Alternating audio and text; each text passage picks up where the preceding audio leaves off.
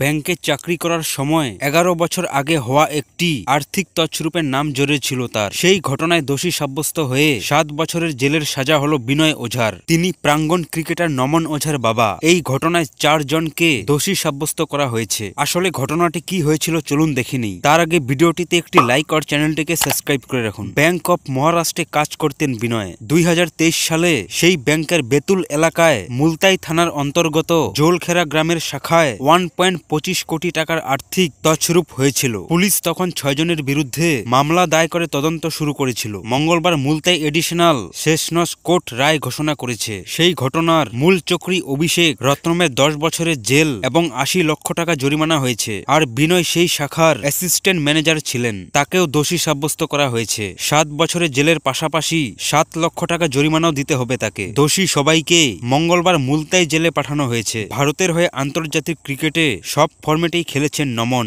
একটি টেস্ট, একটি একদিনের ম্যাচ এবং ২টি টি-২০ খেলেছেন। টেস্টে ২টি ইনিংস মিলিয়ে ৫৬ রান করেছেন। একদিনের ম্যাচে ১ রান এবং টি-২০তে ১২ রান করেছেন। ২০১০ সালে জিম্বাবুয়ে সফরে ভারতের হয়ে অভিষেক হয় নমনের, যদিও এখন তিনি অবসর নিয়েছেন।